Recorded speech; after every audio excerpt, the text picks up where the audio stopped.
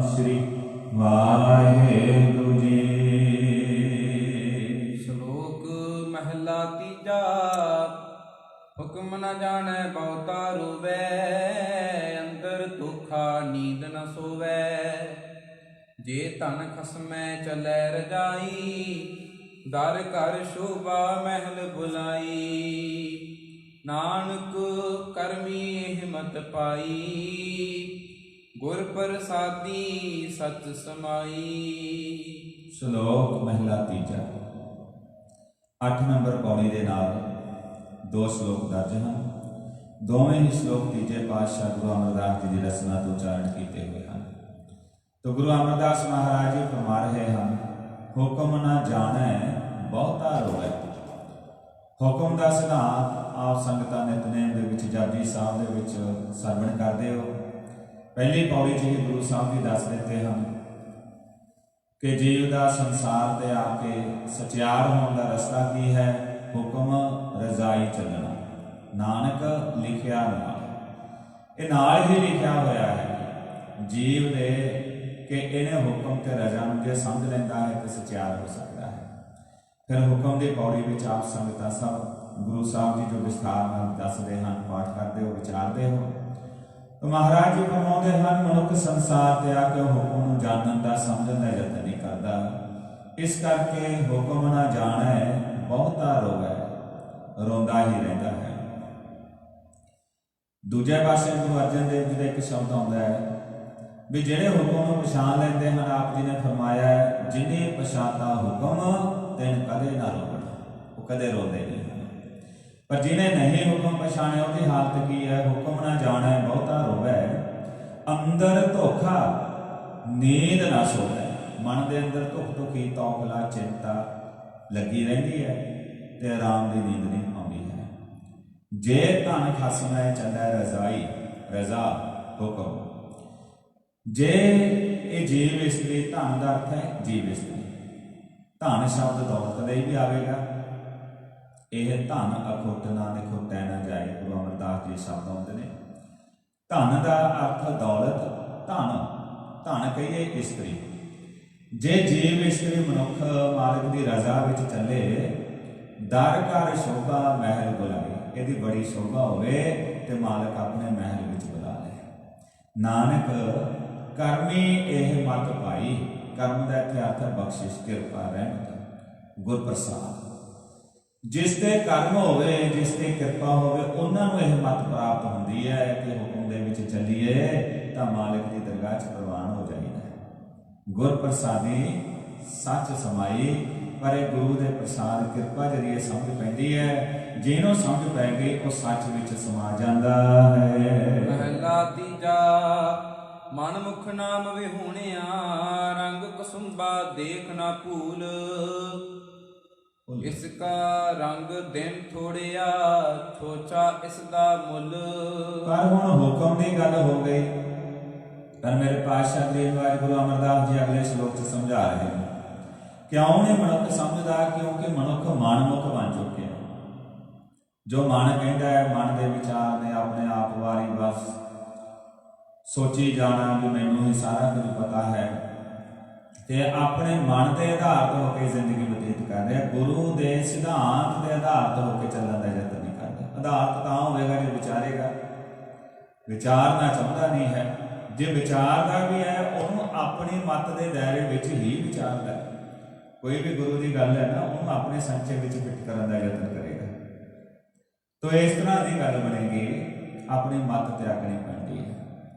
हुण जिहड़ा मन पिछे चलने वाला मनुख है, वो ये गल्लां नहीं समझदा, इस करके वो की करदा, अपनी मत मुताबिक सारी व्याख्या कर रहा, तां फिर वो हुक्म के सिद्धांत नूं नहीं जानदा। ते उहदी हुक्म उहदी फिर जिंदगी कैसी हुंदी है? मनमुख नाम विहूणिया। सैल्फ सेंटर्ड जिहड़ा बंदा है, सिर्फ अपने आप को सेंटर च रख के सोचदा, वो की है नाम तो सपना रह जाता। उन्होंने फिर समझा रहे हैं, कहते रंग कसुंबा देख ना भुल। कसुंबा रंग, जिस तरह कोई चीज़, कोई समान, कोई आर्टिफिशियल, कोई नकली होवे, उहदे च चमक ज़्यादा होंदी है, असली च घट होंदी है। इदां ही दुनिया के पदार्थ ਇਹਨਾਂ ਦੀ ਚਮਕ ਦਮਕ ਐਸੀ ਹੈ, ਕੁਸੁੰਬੇ ਦਾ ਰੰਗ ਕਿਹਾ, ਜਿਹੜਾ ਚਮਕੇ ਬਹੁਤ। ਕੁਸੁੰਬੇ ਦੇ ਜਿਵੇਂ ਫੁੱਲ ਹੁੰਦੇ ਹਨ ਜਾਂ ਢੱਕ ਦੇ ਫੁੱਲ ਹੁੰਦੇ ਹਨ, ਕਿਤੇ ਧੁੱਪ ਦੇ ਵਿੱਚ ਦੇਖੋ ਤੇ ਜਦੋਂ ਚਮਕਦੇ ਇੱਦਾਂ ਲੱਗਦਾ ਜਿਵੇਂ ਦਰਖਤ ਤੇ ਅੱਗ ਬਲ ਰਹੀ ਹੋਵੇ, ਇੱਦਾਂ ਲਾਲ ਲਾਲੀ ਦਿਖਾਈ ਦੇ। ਪਰ ਇੱਕ ਮਜੀਠ ਦਾ ਰੰਗ ਕਹਿੰਦੇ ਆ, ਪੱਕਾ ਰੰਗ, ਉਹ 'ਚ ਚਮਕ ਤਾਂ ਇੰਨੀ ਨਹੀਂ ਹੁੰਦੀ, ਪਰ ਜਿਸ ਕੱਪੜੇ ਨੂੰ ਰੰਗ ਚੜਾ ਦਿੱਤਾ ਜਾਏ ਉਹ ਰੰਗ ਕੱਪੜਾ ਫਟਦਿਆਂ ਫਟ ਜਾਂਦਾ, ਪਰ ਰੰਗ ਨਹੀਂ ਉਤਰਦਾ। ਇੱਕ ਗੁਰਬਾਣੀ ਦੇ ਵਿੱਚ ਮਾਇਆ ਤੇ ਪਦਾਰਥਾਂ ਦੇ ਰੰਗ ਨੂੰ ਕੁਸੁੰਬਾ ਰੰਗ ਕਿਹਾ ਵੀ ਦੇਖਣ ਨੂੰ ਬੜੀ ਚੜਕ ਭੜਕ ਹੈ, ਪਰ ਇਹਦਾ ਕੱਪੜੇ ਦੇ ਨਾਲ ਕੋਈ ਤਾਲੁਕ ਨਹੀਂ ਹੈ। ਜੇ ਕੱਪੜੇ ਤੇ ਕੋਈ ਆਪਣਾ ਰੰਗ ਛੱਡੇਗਾ ਵੀ ਡੱਬ ਖੜੱਬਾ ਜਾਂ ਤਾਂ ਕਰ ਦੇਗਾ, ਉਹਨੂੰ ਰੰਗੇਗਾ। ਮਜੀਠਾ ਰੰਗ ਕੱਪੜੇ ਨੂੰ ਐਨ ਆਪਣੀ ਰੰਗਤ ਵਿੱਚ ਲੈ ਲੈਂਦਾ ਤੇ ਅਖੀਰ ਤੱਕ ਨਿਭਦਾ ਹੈ। ਨਾਮ ਦਾ ਰੰਗ ਮਜੀਠ ਹੈ, ਸੱਚ ਗੁਰੂ ਦੀ ਮੱਤ ਉਹ ਮਜੀਠੀ ਹੈ, ਸਦਾ ਚੱਲਣ ਵਾਲੀ ਹੈ। ਹੇ ਮਨ ਪਿੱਛੇ ਚੱਲਣ ਵਾਲੇ ਮਨੁੱਖ, ਕੁਸੁੰਬੇ ਰੰਗ ਨੂੰ ਦੇਖ ਕੇ ਨਾ ਭੁੱਲ, ਕਿਉਂਕਿ ਇਸ ਦਾ ਰੰਗ ਦਿਨ ਥੋੜਿਆਂ, ਛੋਛਾ ਇਸ ਦਾ ਮੁੱਲ। ਇਹਦਾ ਰੰਗ ਥੋੜੇ ਦਿਨ ਦਾ ਹੁੰਦਾ ਹੈ, ਪੱਕਾ ਨਹੀਂ ਹੁੰਦਾ ਹੈ, ਤੇ ਇਹਦਾ ਮੁੱਲ ਵੀ ਛੋਛਾ ਹੀ ਹੈ, ਤੁੱਛ ਹੈ, ਮਾਮੂਲੀ ਹੈ। ਦੇਖਣ ਨੂੰ ਸੋਹਣਾ ਲੱਗਦਾ ਹੈ, ਪਰ ਇਹਦੀ ਅਸਲ ਵਿੱਚ ਕੋਈ ਵੈਲਿਊ ਨਹੀਂ ਹੈ। ਦੂਜੈ ਲੱਗੇ ਪਚਮੂਏ, ਮੂਰਖ ਅੰਧ ਗਵਾਰ, ਬਿਸਤਾ ਅੰਦਰ ਕੀਟ ਸੇ, ਪਏ ਪਚੈ ਵਾਰੂ ਵਾਰ। ਜਿਹੜੇ ਦੂਜੇ ਲੱਗ ਕੇ ਮਾਲਕ ਨੂੰ ਛੱਡ ਕੇ ਦੂਜੇ ਪਾਸੇ ਲੱਗੇ ਰਹੇ ਨੇ ਕੁਸੁੰਬੇ ਰੰਗ ਦੇ ਨਾਲ, ਮੂਰਖ ਅੰਧ ਗਵਾਰ, ਉਹਨਾਂ ਨੂੰ ਗੁਰਬਾਣੀ ਨੇ ਪਦਵੀ ਦਿੱਤੀ ਵੀ ਉਹ ਮੂਰਖ ਸਿੱਧ ਹੋਣਗੇ। ਅੰਧ ਨੇ, ਸੱਚ ਨੂੰ ਨਹੀਂ ਦੇਖ ਰਹੇ, ਗਵਾਰ ਹਨ, ਮੂਰਖ ਨੇ। ਤੇ ਉਹਨਾਂ ਦੀ ਹਾਲਤ ਐਸੀ ਹੈ ਜਿਸ ਤਰ੍ਹਾਂ ਗੰਦਗੀ ਵਿੱਚ ਕੋਈ ਕੀੜਾ ਹੁੰਦਾ ਹੈ ਤੇ ਗੰਦਗੀ ਹੀ ਖਾਂਦਾ ਰਹਿੰਦਾ ਹੈ, ਏਦਾਂ ਉਹ ਲੋਕ ਵਿਸ਼ਿਆਂ ਦੇ ਵਿੱਚ ਫਸੇ ਹੋਏ, ਵਿਸ਼ਿਆਂ ਦੀ ਗੰਦਗੀ ਵਿੱਚ ਹੀ ਸਾਰੀ ਜ਼ਿੰਦਗੀ ਕੱਢ ਦਿੰਦੇ ਹਨ। ਨਾਨਕ ਨਾਮ ਤੇ ਸੇ ਰੰਗੁਲੇ, ਗੁਰ ਕੈ ਸਹਿਜ ਸੁਭਾਏ, ਭਗਤੀ ਰੰਗ ਨਾ ਉਤਰੈ, ਸਹਜੇ ਰਹਿ ਸਮਾਏ। ਪਰ ਵਿਰਲੇ ਵਿਰਲੇ ਹੁੰਦੇ ਨੇ ਜਿਹੜੇ ਨਾਮ ਦੇ ਰੰਗ ਵੱਲ ਨੂੰ ਚੱਲਦੇ, ਹੁਕਮ ਦੀ ਕਾਰ ਨੂੰ ਸਮਝਣ ਵੱਲ ਚੱਲਦੇ ਆ। ਗੁਰੂ ਜਿਹੜੇ ਤਪੀਆਂ ਤਵੀਆਂ ਤੇ ਬੈਠ ਕੇ ਏਡੀਆਂ ਕੁਰਬਾਨੀਆਂ ਦੇ ਕੇ ਗਏ ਆ, ਉਹ ਜਾਣਨ ਦਾ ਯਤਨ ਕਰਦੇ ਆ ਕਿ ਉਹ ਸਾਨੂੰ ਦਾਤ ਕੀ ਦੇ ਕੇ ਗਏ, ਬਖਸ਼ਿਸ਼ ਕੀ ਦੇ ਕੇ ਗਏ ਨੇ, ਉਹ ਬਖਸ਼ਿਸ਼ ਤੋਂ ਕੋਈ ਸੇਧ ਲੈ ਲੈਂਦੇ। ਕੋਈ ਬਿਰਲੇ ਹੁੰਦੇ ਨੇ ਜਿਹੜੇ ਚੱਲ ਪੈਂਦੇ ਇਸ ਰਸਤੇ ਤੇ, ਰੰਗੋਲੇ ਉਹ ਰੰਗੇ ਜਾਂਦੇ ਆ। ਗੁਰ ਕੈ ਸਹਿਜ ਸੁਭਾਏ, ਗੁਰੂ ਦੇ ਸਹਿਜ ਸੁਭਾਅ, ਜੋ ਗੁਰੂ ਦੇ ਵੱਲੋਂ ਸਹਿਜ ਮਿਲਦਾ ਉਹ ਸਹਿਜ ਵਿੱਚ ਪਿਆਰ ਨਾਲ ਰਹਿੰਦੇ ਆ। ਭਗਤੀ ਰੰਗ ਨਾ ਉਤਰੈ, ਸੱਚ ਦਾ ਭਗਤੀ ਦਾ ਰੰਗ ਫਿਰ ਉਤਰਦਾ ਨਹੀਂ, ਸਹਿਜੇ ਰਹਿ ਸਮਾਏ, ਸਹਿਜ ਰੂਪ ਵਿੱਚ ਸਮਾਈ ਹੋ ਜਾਂਦੀ ਹੈ। ਸਹਿਜ ਦਾ ਅਰਥ ਹੁੰਦਾ ਹੈ ਜੀਵਨ ਦਾ ਹਿੱਸਾ ਬਣਨਾ। ਜਿਵੇਂ ਮਨੁੱਖ ਨੂੰ ਭੁੱਖ ਲੱਗਦੀ ਇੱਕ ਸਹਿਜ ਹੈ, ਨੀਂਦ ਆਉਂਦੀ ਹੈ ਇੱਕ ਸਹਿਜ ਹੈ, ਜਾਗਣਾ ਇੱਕ ਸਹਿਜ ਹੈ, ਕੋਈ ਕੰਮ ਕਰਨਾ ਤੁਰਨਾ ਫਿਰਨਾ ਇੱਕ ਸਹਿਜ ਵਿੱਚ ਮਨੁੱਖ ਦੀਆਂ ਆਪਣੀਆਂ ਕਿਰਿਆਵਾਂ ਸਰੀਰ ਦੀਆਂ ਹੁੰਦੀਆਂ ਨੇ। ਤੋ ਇੱਦਾਂ ਹੀ ਨਾਮ ਦੀ ਗੱਲ, ਪਰਮਾਤਮਾ ਦੀ ਬੇਅੰਤਤਾਈ ਦੀ ਗੱਲ ਵਾਹ ਵਾਹ ਕਰਕੇ ਜਪਦੇ ਇੱਕ ਸਹਿਜ ਆ ਜਾਂਦਾ ਹੈ। ਵਿਸ਼ੇਸ਼ ਉਚੇਚ ਕੋਈ ਉਦਮ ਨਹੀਂ ਕਰਨਾ ਪੈਂਦਾ, ਸਹਿਜ ਸੁਭਾਏ ਹੀ ਨਾਮ ਦੀ, ਗੁਰੂ ਦੇ ਗਿਆਨ ਦੀ ਰੰਗਤ ਗੁਰਮੁਖਾਂ ਦੇ ਜੀਵਨ ਵਿੱਚ ਆ ਜਾਂਦੀ ਹੈ। ਪੌੜੀ ਸਿਸਟਿ ਪਾਈ ਸਭ ਤੁਧ, ਆਪੇ ਰਿਜ਼ਕ ਸੰਭਾਹਿਆ, ਇੱਕ ਵੱਲ ਛਲ ਕਰਕੇ ਖਾਵਦੇ, ਮੋਹ ਕੂੜ ਕੁਸਤ ਤਿਨੀ ਢਾਹਿਆ। ਹਾਂਜੀ, ਇੱਥੇ ਹੁਣ ਪੌੜੀ ਗੁਰੂ ਰਾਮਦਾਸ ਜੀ ਦੀ ਉਚਾਰਨ ਕੀਤੀ 8 ਨੰਬਰ ਪੌੜੀ ਹੈ ਇਹ। ਸਿਸ਼ਟ, ਸਿਸ਼ਟ ਸ਼ਬਦ ਸ੍ਰਿਸ਼ਟ ਲਈ ਹੀ ਵਰਤਿਆ ਹੈ। ਸ੍ਰਿਸ਼ਟ ਸ਼ਬਦ ਗੁਰਬਾਣੀ ਵਿੱਚ ਆਉਂਦਾ ਸ੍ਰਿਸ਼ਟੀ ਲਈ, ਆਲਾ ਦੁਆਲਾ ਦਾ ਪਸਾਰਾ ਹੈ। ਤੇ ਇਹੀ ਸ਼ਬਦ ਨੂੰ ਧਿਆਨ ਦੇਣਾ, ਜਦੋਂ ਆਪਾਂ ਜਪਜੀ ਸਾਹਿਬ 'ਚ ਪਾਠ ਕਰਦੇ ਹਾਂ ਉੱਥੇ ਗੁਰੂ ਸਾਹਿਬ ਨੇ ਸ਼ਬਦ ਲਿਖਿਆ ਹੈ ਜਾ ਕਰਤਾ ਸਿਰਠੀ ਕੋ ਸਾਜੇ। ਸਿਰਠੀ, ਉੱਥੇ ਸਿਰਠੀ ਸ਼ਬਦ ਹੈ, ਪਾਠ ਹੈ ਜਾ, ਜਾ ਨਹੀਂ ਕਹਿਣਾ, ਜਾ ਕਰਤਾ, ਜਿਹੜਾ ਕਰਨ ਵਾਲਾ ਵਾਹਿਗੁਰੂ, ਸਿਰਠੀ ਨੂੰ ਸਾਜਣ ਵਾਲਾ, ਉੱਥੇ ਸਿਰਠੀ। ਇਹਦਾ ਮਤਲਬ ਸਾਡੇ ਕੋਲ ਕਿੰਨੇ ਸਰੂਪ ਹੋ ਗਏ? ਸ੍ਰਿਸ਼ਟੀ, ਸਿਰਠੀ ਤੇ ਸਿਸ਼ਟ। ਇਹ ਕਿੰਨੇ ਸਰੂਪ ਬਣ ਗਏ? ਇੱਕੋ ਹੀ ਸ਼ਬਦ ਦਾ ਅਰਥ ਉਹੀ ਹੈ। ਤੋ ਇੱਦਾਂ ਪ੍ਰਕਰਨ ਮੁਤਾਬਕ ਜਾਂ ਇੱਥੇ ਮਤਲਬ ਤੁਕਾਂਤ ਮੁਤਾਬਕ ਕਹਿ ਲਓ, ਪਿੰਗਲ ਦਾ ਨਿਯਮ, ਕਵਿਤਾ ਦਾ, ਪੋਇਟਰੀ ਦਾ, ਉਹਦੇ ਮੁਤਾਬਕ ਫਿਰ ਗੁਰੂ ਸਾਹਿਬ ਸੱਚੇ ਪਾਤਸ਼ਾਹ ਜੀ ਕਈ ਵਾਰੀ ਇਸ ਤਰ੍ਹਾਂ ਮਾਤਰਾ ਨੂੰ ਇਸ ਰੂਪ ਦੇ ਵਿੱਚ ਲਿਖਦੇ ਆ ਵੀ ਇੱਕ ਮਾਤਰਾ ਪੈਰ 'ਚ ਜਿਹੜੀ ਲਾਰੇ ਵਾਲੀ ਹੈ ਜਾਂ ਉਹ ਅੱਧ ਅੱਖਰ ਸੀ ਘਟਾ ਦਿੱਤਾ। ਤੋ ਇਹ ਇੱਕ ਬੈਲੈਂਸ ਬਣਾਉਂਦੇ ਆ। ਤੋ ਆਪ ਜੀ ਫਰਮਾ ਰਹੇ ਹਨ, ਸਿਸ਼ਟ ਉਪਾਈ ਸਭ ਤੁਧ ਆਪੇ, ਰਿਜ਼ਕ ਸੰਭਾਹਿਆ। ਸਾਰੀ ਸਿਰ ਤੋਂ ਆਪ ਹੀ ਪੈਦਾ ਕੀਤੀ ਹੈ ਤੇ ਸਾਰਿਆਂ ਤੱਕ ਰਿਜ਼ਕ ਸੰਭਾਹ ਦਿੱਤਾ ਹੈ। ਸਿਰ ਸਿਰ ਰਿਜ਼ਕ ਸੰਭਾਹੇ ਠਾਕੁਰ ਕਾਹੇ ਮਨ ਭਉ ਕਰਿਆ। ਸੰਭਾਹੇ ਸ਼ਬਦ, ਸੰਭਾਹਿਆ ਸ਼ਬਦ ਮਤਲਬ ਪਹੁੰਚਾ ਦੇਣਾ, ਕਿਸੇ ਤੱਕ ਕੋਈ ਚੀਜ਼ ਪਹੁੰਚਾ ਦੇਣਾ। ਰਿਜ਼ਕ ਵਾਹਿਗੁਰੂ ਪਹੁੰਚਾ ਰਿਹਾ ਹੈ। ਇੱਕ ਵਾਲਸ਼ਾਲ ਕਰਕੇ ਖਾਮ ਦੇ ਮੂੰਹੋਂ ਕੂੜ ਕੁਸੱਤ ਤਿੰਨੇ ਢਾਹਿਆ। ਮੂੰਹੋਂ ਇਹਨੂੰ ਆਪਾਂ ਉਚਾਰਨ ਕਰਾਂਗੇ, ਮੂੰਹੋਂ, ਮੂੰਹ ਤੋਂ ਕੂੜ ਕੁਸੱਤ, ਕੱਕੇ ਨੂੰ ਔਂਕੜ ਸੱਸਾ ਤੱਤਾ ਕੁਸੱਤ, ਕਿਉਂਕਿ ਅਸਲ ਸ਼ਬਦ ਹੈ ਸੱਤ, ਸਚਾਈ। ਕੁਸੱਤ ਦਾ ਮਤਲਬ ਹੈ ਝੂਠ। ਕਈ ਐਸੇ ਨੇ ਜਿਨ੍ਹਾਂ ਨੂੰ ਮਾਲਕ ਤੇ ਭਰੋਸਾ ਨੇ, ਉਹ ਰਿਜ਼ਕ ਵਾਲੀ ਗੱਲ ਨੂੰ ਭੁੱਲ ਜਾਂਦੇ ਨੇ। ਉਹ ਕੀ ਕਰਦੇ ਨੇ? ਇੱਕ ਬਾਲਿਸ਼ਾਲ ਕਰਕੇ ਖਾਂਦੇ, ਉਹ ਬਾਲਿਸ਼ਾਲ ਕਰ ਰਹੇ ਨੇ, ਬਹੁਤ ਜ਼ਿਆਦਾ ਝੂਠ ਫਰੇਬ ਡਰਾਮੇਬਾਜ਼ੀਆਂ ਕਰਦੇ ਹਨ। ਮੂੰਹੋਂ ਕੂੜ ਕੁਸੱਤ ਤਿੰਨ ਢਾਹਿਆ, ਮਤਲਬ ਮੂੰਹ ਤੋਂ ਨਿੱਤ ਹੀ ਕੂੜ ਕੁਸੱਤ, ਝੂਠ ਹੀ ਝੂਠ, ਝੂਠ ਹੀ ਝੂਠ ਬੋਲ ਕੇ ਆਪਣੀ ਰੋਜ਼ੀ ਦਾ ਹੀਲਾ ਵਸੀਲਾ ਕਰਦੇ ਹਨ। ਤੁਧ ਆਪੇ ਭਾਵੈ ਸੋ ਕਰੈ, ਤੁਧ ਓਤੈ ਕੰਮ ਓਇ ਲਾਇਆ। ਇਕ ਨਾ ਸੱਚ ਬੁਝਾਇਨ ਤਿਨਾ ਟੁੱਟ ਭੰਡਾਰ ਦਿਵਾਇਆ। तो मेरे मालिक सतगुरु गुरु रामदास जी फरमा रहे हैं, हे वाहिगुरु तुद आपे भावै सो करे, तुद ओतै काम ओए लाया। गुरु ईर्खा नहीं करते, गुरु द्वैश नहीं करते हैं किसी के नाल। सारी गल समझा के फिर रब ते छड़ देंगे, कहते वाहिगुरु वो भी तेने ही लाए ने इस काम, जेड़े काम लग गए तेने इस काम लाए, तो वो उस काम ਨੂੰ ਕਰੀ ਜਾ ਰਹੇ ਨੇ, ਉਹੀ ਜੀ ਕਾਰ ਕਰੀ ਜਾ ਰਹੇ ਹਨ। ਇੱਕ ਨਾ ਸੱਚ ਬੁਝਾਇਆ ਤਿੰਨਾ ਅਟੁੱਟ ਭੰਡਾਰ ਦੇਵਾਇਆ। ਕਈਆਂ ਨੂੰ ਸੱਚ ਦੀ ਸੋਝੀ ਬਖਸ਼ ਦਿੱਤੀ, ਉਹਨਾਂ ਨੂੰ ਅਟੁੱਟ, ਅਟੁੱਟ ਜਿਹਦੇ ਵਿੱਚ ਤੋੜ ਨਾ ਆਵੇ, ਟੁੱਟੇ ਨਾ। ਜਿਵੇਂ ਬਹੁਤ ਵਾਰੀ ਇੱਕ ਸ਼ਬਦ ਆਪਾਂ ਪੜ੍ਹਦੇ ਹਾਂ, ਗੁਰੂ ਕਾ ਲੰਗਰ ਅਟੁੱਟ ਵਰਤੇਗਾ। ਅਟੁੱਟ ਮਤਲਬ ਜਿਹੜਾ ਨਾ ਟੁੱਟੇ, ਲਗਾਤਾਰ ਕੰਟੀਨਿਊ ਚੱਲੀ ਜਾਏ, ਚੱਲੀ ਜਾਏ। तो ਉਹ ਭੰਡਾਰਿਆਂ ਨੂੰ ਦਿਖਾ ਦਿੱਤਾ, ਦਰਸ਼ਨ ਕਰਾ ਦਿੱਤੇ ਵੀ ਉਹਦੇ ਤਾਂ ਭੰਡਾਰੇ ਅਟੁੱਟ ਨੇ। ਆਸਣ ਲੋਏ ਲੋਏ ਭੰਡਾਰ, ਜੋ ਕਿਛ ਪਾਇਆ ਸੋ ਏਕਾ। ਬੇਅੰਤ ਭੰਡਾਰਿਆਂ ਦਾ ਮਾਲਕ ਹੈ, ਕਈਆਂ ਨੂੰ ਇਹ ਸੋਝੀ ਬਖਸ਼ਿਸ਼ ਕਰ ਦਿੰਦਾ ਹੈ। ਹਰ ਚੇਤ ਖਾਹੇ ਤਿਨਾ ਸਫਲ ਹੈ, ਅਚੇਤਾ ਹੱਥ ਤੜਾਇਆ।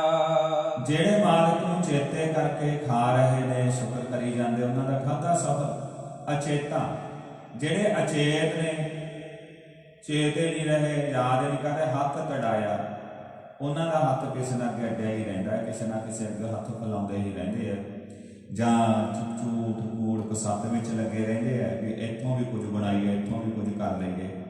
ਝੂਠ ਦੇ ਆਸਰੇ, ਮਿਹਨਤ ਦੇ ਆਸਰੇ ਨਹੀਂ। ਮੈਂ ਰਿਪੀਟ ਕਰਦੇ ਇਸ ਗੱਲ ਨੂੰ, ਮਿਹਨਤ ਦੇ ਆਸਰੇ ਨਹੀਂ। ਗੁਰੂ ਕੇ ਸਿੱਖ ਨੇ ਮਿਹਨਤ ਕਰਨੀ ਹੈ, ਬਿਜ਼ਨਸ ਕਰਨਾ, ਵਪਾਰ ਕਰਨਾ, ਖੇਤੀਬਾੜੀ ਕਰਨੀ, ਦਿਹਾੜੀ ਕਰਨੀ, ਚਾਹੇ ਜੋ ਵੀ ਕੰਮ ਕਰਨਾ, ਉਹਦੇ ਲਈ ਭੱਜ ਦੌੜ ਕਰਨੀ ਪਏਗੀ, ਹਿੰਮਤ ਕਰਨੀ ਪਏਗੀ।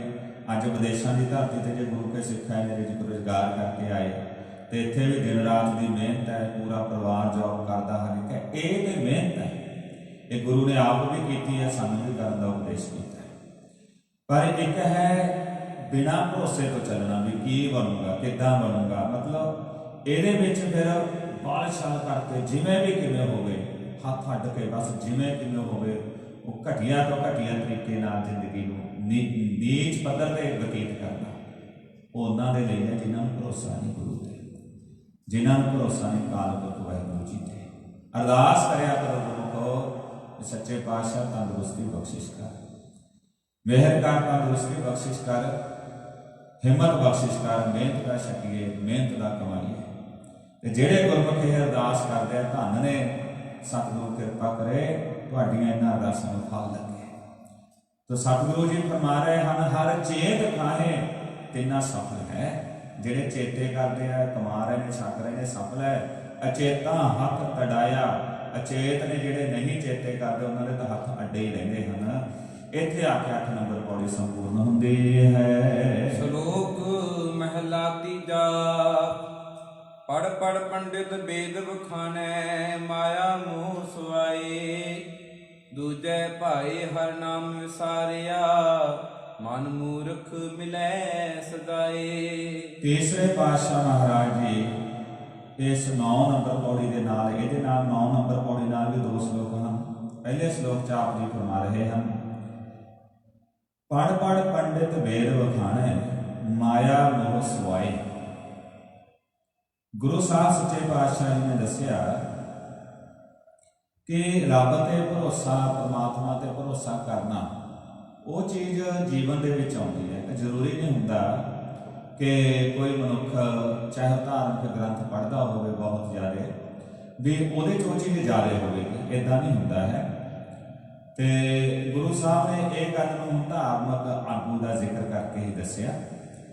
ਪੰਡਿਤ ਲੋਕੀ ਵੇਦ ਆਦਿਕ ਪੜ੍ਹਦੇ ਤੇ ਲੋਕਾਂ ਨੂੰ ਵਿਖਿਆਨ ਵੀ ਕਰਦੇ ਹਨ, ਮਾਇਆ ਮੋਹ ਸਵਾਏ, ਪਰ ਉਹਨਾਂ ਦੇ ਅੰਦਰ ਮਾਇਆ ਦਾ, ਮੋਹ ਦਾ ਜਾਂ ਸਵਾਰਥ ਦਾ ਹੀ ਵਿਚਾਰ ਹੁੰਦਾ ਹੈ। ਦੂਜੇ ਭਾਏ ਹਰ ਨਾਮ ਵਿਸਾਰਿਆ, ਮਾਇਆ ਦੇ ਪਿਆਰ ਵਿੱਚ ਪੈ ਕੇ ਹੀ ਉਹ ਵਾਹਿਗੁਰੂ ਦੇ ਨਾਮ ਨੂੰ ਭੁਲਾ ਦਿੰਦੇ ਹਨ। ਮਨ ਮੂਰਖ ਮਿਲੈ ਸਜਾਏ, ਇਹ ਮੂਰਖ ਮਨ ਤਾਂ ਉਹਨਾਂ ਨੂੰ ਸਜ਼ਾ ਮਿਲਦੀ ਹੈ। ਇਹ ਜਿਹੇ ਮਨੁੱਖਾਂ ਨੂੰ ਤਾਂ ਸਜ਼ਾ ਵੀ ਮਿਲਦੀ ਹੈ। ਜਿਵੇਂ ਇਹੀ ਬਚਨ ਆਪਾਂ ਆਸਾ ਕੀ ਵਾਰ 'ਚ ਸਰਵਣ ਕੀਤੇ ਸੀ, ਜਿੱਥੇ ਗੁਰੂ ਸਾਹਿਬ ਜੀ ਨੇ ਦੱਸਿਆ ਸੀਗਾ ਵੀ ਸਿਆਣੇ ਬੰਦੇ ਵੀ ਮੂਰਖ ਕਦੋਂ ਸਿੱਧ ਹੋ ਜਾਂਦੇ ਹਨ। ਧਰਮੀ ਧਰਮ ਕਰਹਿਗਾ ਵਾਵੈ, ਮੰਗੈ ਮੋਖ ਦੁਆਰੈ। ਧਰਮੀ ਉਦੋਂ ਆਪਣੇ ਧਰਮ ਨੂੰ ਗਵਾ ਲੈਂਦਾ ਜਦੋਂ ਧਰਮ ਨੂੰ ਕਮਾ ਕੇ ਉਹ ਕਿਤੇ ਅਗਲੀ ਦੁਨੀਆ 'ਚ ਜਾ ਕੇ ਮੁਕਤੀ ਦਾ ਦੁਆਰਾ ਮਿਲ ਜਾਏ। ਏਦਾਂ ਨੂੰ ਚੱਲ ਪਿਆ। ਮੂਰਖ ਪੰਡਤ ਹਿਕਮਤ ਹੁਜਤ ਸੰਜੈ ਕਰੇ ਪਿਆਰ। ਪੰਡਤ ਕਦੋਂ ਮੂਰਖ ਸਿੱਧ ਹੋ ਗਿਆ, ਇੱਕ ਪਾਸੇ ਕਹਿੰਦਾ ਵੀ ਕੁਝ ਵੀ ਨਾਲ ਨਹੀਂ ਜਾਣਾ, ਪਰ ਦੂਜੇ ਪਾਸੇ ਚਲਾਕੀਆਂ ਕਰ ਕਰਕੇ ਪੈਸਾ ਇਕੱਠਾ ਕੀਤਾ। ਸੰਜੈ ਨੂੰ ਮਤਲਬ ਇਕੱਠਾ ਕੀਤਾ, ਧਰੇ ਪਿਆਰ ਦੇ ਵਿੱਚ ਪਿਆਰ ਵੀ ਬੜਾ ਪਾ ਲਿਆ, ਮੂਰਖ ਸਿੱਧ ਹੋਇਆ ਫਿਰ ਉਹ। ਤੋ ਏਦਾਂ ਆਪ ਜੀ ਫਰਮਾ ਰਹੇ ਹਨ। ਕਈ ਵਾਰੀ ਗ੍ਰੰਥਾਂ ਨੂੰ ਪੜ੍ਹ ਕੇ ਧਾਰਮਿਕ ਵਿਚਾਰ ਦੇਣ ਵਾਲੇ ਲੋਕੀ ਵੀ ਇਸ ਮਾਇਆ ਦੇ ਵੱਡੇ ਜੰਜਾਲ ਤੇ ਭੁਲੇਖੇ ਵਿੱਚ ਫਸ ਜਾਂਦੇ ਹਨ। ਜਿਨ ਜੀਓ ਪਿੰਡ ਦਿੱਤਾ ਤਿਸ ਕਬਹੂ ਨਾ ਚੇਤੈ, ਜੋ ਦੇਂਦਾ ਰਿਜ਼ਕ ਸੰਭਾਹੇ, ਜਮ ਕਾ ਫਾਹਾ ਗਲਹੂ ਨਾ ਕੱਟੀਐ, ਫਿਰ ਆਵੇ ਜਾਏ। ਤੋ ਕਿੰਨਾ ਵੱਡਾ ਇਲੂਜ਼ਨ ਹੈ, ਕਿੰਨਾ ਵੱਡਾ ਹੈ ਭਰਮ ਤੇ ਭੁਲੇਖਾ ਹੈ। ਤਾਂ ਆਪ ਜੀ ਫਰਮਾ ਰਹੇ ਨੇ, ਜਿਸ ਵਾਹਿਗੁਰੂ ਨੇ ਇੰਨੀਆਂ ਦਾਤਾਂ ਦਿੱਤੀਆਂ, ਜੀਓ ਪਿੰਡ, ਜੀਓ ਆਤਮਾ, ਪਿੰਡ ਮਤਲਬ ਪਿੰਡਾ ਬੋਡੀ, ਜਿਸ ਨੇ ਬਖਸ਼ਿਆ ਹੈ ਉਹਨੂੰ ਵੀ ਮਨੁੱਖ ਚੇਤੇ ਨਹੀਂ ਕਰਦਾ। ਜੋ ਰਿਜ਼ਕ ਦੇ ਰਿਹਾ ਉਹਦਾ ਕਦੇ ਸ਼ੁਕਰ ਨਹੀਂ ਕਰਦਾ। ਤਾਂ ਕਰਕੇ ਜਮਾਂ ਦੀ ਫਾਹੀ ਉਹਦੇ ਗਲੋਂ ਨਹੀਂ ਨਿਕਲਦੀ ਹੈ ਤੇ ਵਾਰੀ ਵਾਰੀ ਜੰਮਣ ਮਰਨ ਦੇ ਗੇੜ ਵਿੱਚ ਪਿਆ ਰਹਿੰਦਾ ਹੈ। ਮਨ ਮੁਖ ਕਿਛੂ ਨਾ ਸੂਝੈ ਅੰਧਲੇ, ਪੂਰਬ ਲਿਖਿਆ ਕਮਾਏ, ਪੂਰੇ ਭਾਗ ਸਤਿਗੁਰ ਮਿਲੈ, ਸੁਖ ਦਾਤਾ ਨਾਮ ਵਸੈ ਮਨ ਆਏ। ਪੂਰੇ ਭਾਗ ਸਤਿਗੁਰ ਮਿਲੈ, ਸੁਖ ਦਾਤਾ ਨਾਮ ਵਸੈ ਮਨ ਆਏ। तो आप जी फरमा रहे हैं, मानमुख किसू ना सूझे अंधले, अन्य मानमुख मनुख ਨੂੰ ਕੁਝ ਵੀ ਸੁਝਦਾ ਨਹੀਂ ਹੈ। ਪੂਰਬ ਲਿਖਿਆ ਕਮਾਏ, ਉਹ ਪੂਰਬ ਲਿਖਿਆ ਕਮਾ ਰਿਹਾ। ਪੂਰਬ ਲਿਖ ਦੀ ਵਿਚਾਰ ਗੱਲ ਵੀ ਹੋਈ ਸੀ। ਪੂਰਬ ਦਾ ਮਤਲਬ ਅੱਜ ਤੋਂ ਪਹਿਲਾਂ ਜੋ ਵੀ ਕੁਝ ਕੀਤਾ, ਉਹ ਕਰਮਾਂ ਦਾ, ਉਹ ਸੰਸਕਾਰਾਂ ਦਾ ਅਸਰ ਅੱਜ ਮੰਨਦੇ ਹੈ, ਜਿਹੜੇ ਅੱਜ ਤੋਂ 2 ਸਾਲ ਪਹਿਲਾਂ ਕੀਤੇ ਜਾਂ ਬਚਪਨ ਦੇ ਵਿੱਚ ਜੋ ਕੁਝ ਸੀ, ਉਹ ਚੀਜ਼ ਦਾ ਅਸਰ ਮਨੁੱਖ ਦੇ ਮਨ ਤੇ ਸਾਰੀ ਜ਼ਿੰਦਗੀ ਚੱਲੀ ਜਾਂਦਾ ਹੈ। ਮਤਲਬ ਜਿਹੜੇ ਪੂਰਵਲੇ ਪਹਿਲੇ ਕਰਮ ਕਮਾ ਲਏ ਹਨ।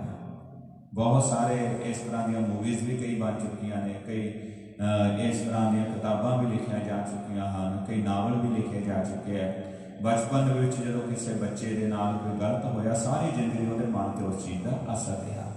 ਤਾਂ ਇਹ ਪੂਰਵਲਾ ਲੇਖ ਹੈ ਜਿਹੜਾ ਮਨੁੱਖ ਨੂੰ ਭਟਕਾਈ ਰੱਖਦਾ ਹੈ। ਹੁਣ ਧਾਰਮਿਕ ਗ੍ਰੰਥ ਵੀ ਕੋਈ ਪੜ੍ਹੇ, ਕੋਈ ਪੜ੍ਹਨ ਦਾ ਮਕਸਦ ਕੀ ਹੈ? ਬਹੁਤ ਵਾਰੀ ਉਹਦੇ 'ਚ ਵੀ ਇਹ ਹੁੰਦਾ ਹੈ ਕਿ ਇਹਦੇ ਜ਼ਰੀਏ ਪੈਸਾ ਕਮਾਇਆ ਜਾਣਾ ਹੈ, ਰੁਜ਼ਗਾਰ ਦੇ ਰੂਪ ਦੇ ਵਿੱਚ ਉਸ ਨੂੰ ਫਿਰ ਉਹਦੇ ਰੁਜ਼ਗਾਰ ਹੋ ਗਿਆ ਨਾ, ਉਹ ਹੁਣ ਗਿਆਨ ਦੇ ਲਈ ਤਾਂ ਇੱਕ ਵੱਖਰੀ ਗੱਲ ਰਹਿ ਗਈ। ਤਾਂ ਇੱਦਾਂ ਉਹ ਪੂਰਵ ਦੇ ਲਿਖੇ ਹੋਏ ਮੁਤਾਬਕ ਹੀ ਫਿਰ ਅੱਗੇ ਰਿਜ਼ਲਟ ਮਿਲਦਾ ਜਾਂਦਾ ਹੈ। ਪੂਰਵ ਲਿਖਿਆ ਕਮਾਏ, ਪੂਰਾ ਭਾਗ ਸਤਿਗੁਰ ਮਿਲਿਆ ਸੁਖ ਦਾਤਾ। ਸੁਖ ਦਾਤੇ ਤੇ ਆਪਾਂ ਵਿਸ਼ਰਾਮ ਦੇਵਾਂਗੇ, ਇੱਥੇ ਲੰਮਾ ਵਿਸ਼ਰਾਮ ਹੈ।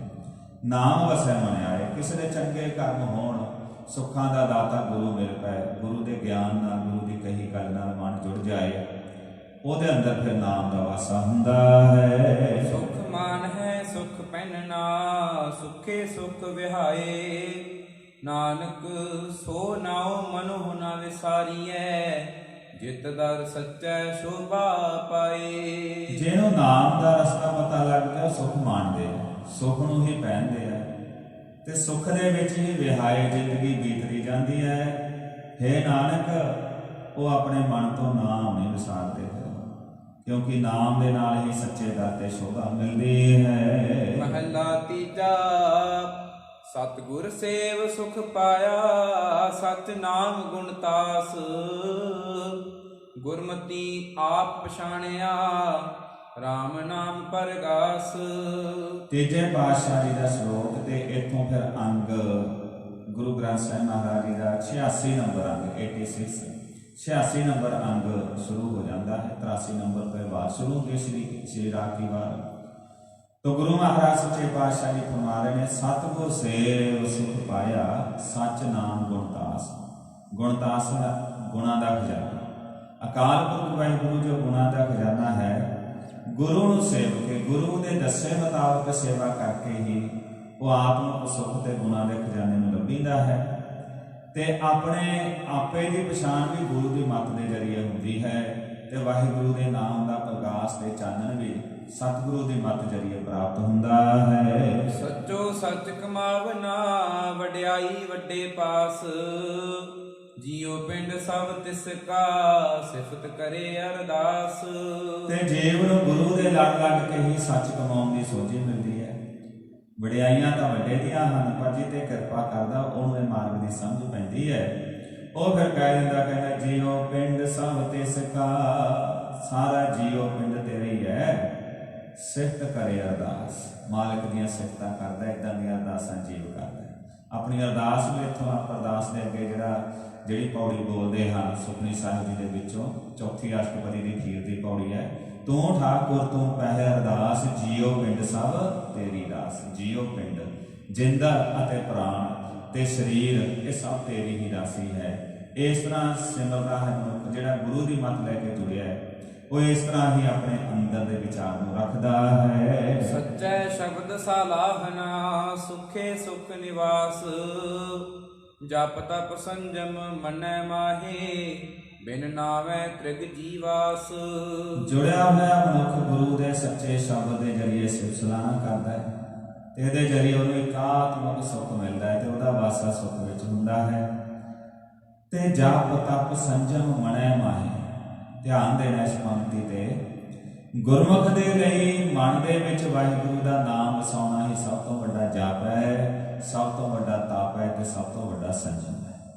ਜਪ ਕਹਿੰਦੇ ਨੇ ਕਿਸੇ ਮੰਤਰ ਨੂੰ ਵਾਰੀ-ਵਾਰੀ ਰਿਪੀਟ ਕਰਨਾ, ਤਪ ਕਹਿੰਦੇ ਨੇ ਤਪ ਸਾਧਨਾ ਕਰਨੀ, ਜਿਵੇਂ ਜੋਗੀ ਸੰਨਿਆਸੀ ਆਪਣੇ ਸਰੀਰ ਦੇ ਆਲੇ ਦੁਆਲੇ ਧੁਨੀਆਂ ਵਾ ਲੈਂਦੇ ਸਨ, ਕਈ ਸਾਲ ਖੜ ਕੇ ਬੰਦਗੀ ਕਰਦੇ ਸਨ, ਇਹਨੂੰ ਤਪ ਕਹਿੰਦੇ ਆ, ਸਰੀਰ ਨੂੰ ਤਪਾਉਣਾ।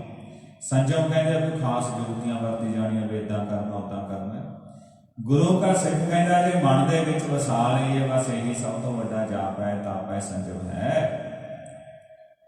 ਬਿਨ ਨਾਮ ਹੈ ਤ੍ਰਿਗ ਜੀਵਾਸ, ਜੇ ਨਾਮ ਨਾ ਮਨ ਚ ਵਸਿਆ ਤਾਂ ਜਿੰਨਾ ਕੁਝ ਵੀ ਜੀਵ ਜੀ ਰਿਹਾ ਸਾਰੇ ਤੇ ਧਰਕਾਰ ਹੈ, ਫਿਰ ਉਹਦਾ ਕੋਈ ਫਾਇਦਾ ਨਹੀਂ ਹੈ। ਗੁਰਮਤੀ ਨਾਉ ਪਾਈਐ, ਮਨ ਮੁਖ ਮੋਹ ਵਿਨਾਸ਼। ਜਿਉ ਭਾਵੈ ਤੂੰ ਰਾਖ ਤੂੰ, ਨਾਨਕ ਤੇਰਾ ਦਾਸ।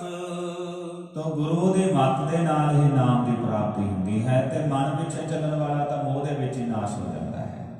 ਗੁਰਮੁਖ ਕੀ ਕਹਿੰਦਾ, ਉਹ ਕਹਿੰਦਾ ਮਾਲਕ ਜੀ ਜਿਵੇਂ ਤੈਨੂੰ ਭਾਉਂਦਾ ਉਵੇਂ ਰੱਖ। ਇਸ ਤਰ੍ਹਾਂ ਗਰੀਬ ਨਵਾਜ ਗੁਰੂ ਨਾਨਕ ਸਾਹਿਬ ਕਹਿੰਦੇ ਨੇ ਮੈਂ ਵੀ ਤੇਰਾ ਦਾਸ ਹਾਂ। ਗੁਰੂ ਅਮਰਦਾਸ ਗੁਰੂ ਨਾਨਕ ਸਾਹਿਬ ਦੇ ਨਾਮ ਦੀ ਮੋਹਰ ਛਾਪ ਲਾ ਕੇ ਫਰਮਾ ਰਹੇ ਨੇ, ਮਾਲਕ ਜੀ ਮੈਂ ਤੇਰਾ ਦਾਸ ਹਾਂ, ਜਿਵੇਂ ਤੂੰ ਰੱਖਣਾ ਚਾਹੁੰਦਾ ਉਵੇਂ ਹੀ ਰੱਖਣਾ ਕਰ। ਪੌੜੀ ਸਭ ਕੋ ਤੇਰਾ, ਤੂੰ ਸਭ ਸਦਾ, ਤੂੰ ਸਭਨਾ ਰਾਸ। ਸਭ ਤੁਧੈ ਪਾਸੋਂ ਮੰਗਦੇ, ਨਿਤ ਕਰ ਅਰਦਾਸ। ਹੁਣ 9 ਨੰਬਰ ਪੌੜੀ ਆਰੰਭ ਹੋਈ ਹੈ। ਗੁਰੂ ਰਾਮਦਾਸ ਮਹਾਰਾਜ ਜੀ ਇਸ ਪੌੜੀ 'ਚ ਪ੍ਰਮਾਣ ਕਰ ਰਹੇ ਹਨ। ਸਭ ਕੋ ਤੇਰਾ, ਤੂੰ ਸਭ ਸਦਾ, ਸਾਰੇ ਜੀਵ ਤੇਰੇ ਹੀ ਪੈਦਾ ਕੀਤੇ ਨੇ ਤੇ ਤੂੰ ਸਾਰਿਆਂ ਦਾ ਹੈ। ਤੂੰ ਸਭਨਾ ਰਾਸ, ਰਾਸ ਕਹਿੰਦੇ ਨੇ ਰਾਸ ਪੂੰਜੀ, ਸਾਰਿਆਂ ਦਾ ਖਜ਼ਾਨਾ, ਸਾਰਿਆਂ ਦੀ ਪੂੰਜੀ ਤੂੰ ਹੀ ਹੈ। ਸਭ ਤੁਧੈ ਪਾਸੋਂ ਮੰਗਦੇ ਨਿਤ ਕਰ ਅਰਦਾਸ, ਸਾਰੇ ਤੇਰੇ ਤੋਂ ਹੀ ਮੰਗਦੇ ਆ। ਜਿਵੇਂ ਇੱਕ ਕਹਾਣੀ ਆਉਂਦੀ ਹੈ ਕਿ ਕੋਈ ਮਨੁੱਖ ਕਿਸੇ ਰਾਜੇ ਕੋਲ ਮੰਗਣ ਲਈ ਗਿਆ, ਫਿਰ ਵਾਪਸ ਆ ਗਿਆ।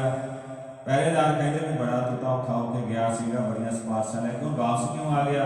ਉਹ ਕਹਿੰਦਾ ਜਦੋਂ ਮੈਂ ਰਾਜੇ ਕੋਲ ਮੰਗਣ ਲਈ ਗਿਆ, ਰਾਜਾ ਅੱਗੇ ਰੱਬ ਅੱਗੇ ਹੱਥ ਜੋੜ ਰਿਹਾ ਵੀ ਮੈਨੂੰ ਵੀ ਤੂੰ ਦੇ। ਕਹਿੰਦਾ ਫਿਰ ਮੈਂ ਸਿੱਧੇ ਹੀ ਰੱਬ ਤੋਂ ਮੰਗ ਲੈਂਦਾ। ਭਾਵ ਕੋਈ ਕਿਸੇ ਤੋਂ ਮੰਗਦਾ, ਕੋਈ ਕਿਸੇ ਤੋਂ ਮੰਗਦਾ, ਅਖੀਰ ਸਾਰੇ ਰੱਬ ਤੋਂ ਹੀ ਮੰਗ ਰਹੇ ਹਨ। ਤਾਂ ਮੇਰੇ ਮਾਲਕ ਸਤਿਗੁਰੂ ਜੀ ਫਰਮਾ ਰਹੇ ਹਨ, ਸਭ ਸੁਖ ਦਾਤਾ ਰਾਮ ਹੈ, ਦੂਸਰ ਨਾਹੀ ਕੋਈ। ਤੋ ਸਾਰੇ ਹੀ ਤੇਰੇ ਅੱਗੇ ਅਰਦਾਸਾਂ ਬੇਨਤੀਆਂ ਕਰਕੇ ਮੰਗ ਰਹੇ ਹਨ। ਜਿਸ ਤੂੰ ਦੇਹ ਤਿਸ ਸਭ ਕਿਛ ਮਿਲੈ, ਇਕ ਨਾ ਦੂਰ ਹੈ ਪਾਸ। ਤੁਧ ਬਾਜੋ ਥਾਉ ਕੋ ਨਾਹੀ, ਜਿਸ ਪਾਸੋਂ ਮੰਗੀਐ ਮਨ ਵੇਖੋ ਕੋ ਨਿਰਜਾਸ। ਜਿਸ ਤੇ ਕਿਰਪਾ ਕਰਕੇ ਤੂੰ ਦਾਤ ਬਖਸ਼ਿਸ਼ ਕਰਦਾ ਹੈ, ਉਹਨਾਂ ਨੂੰ ਹੀ ਸਾਰਾ ਕੁਝ ਮਿਲਦਾ ਹੈ। ਇਕ ਨਾ ਦੂਰ ਹੈ ਪਾਸ।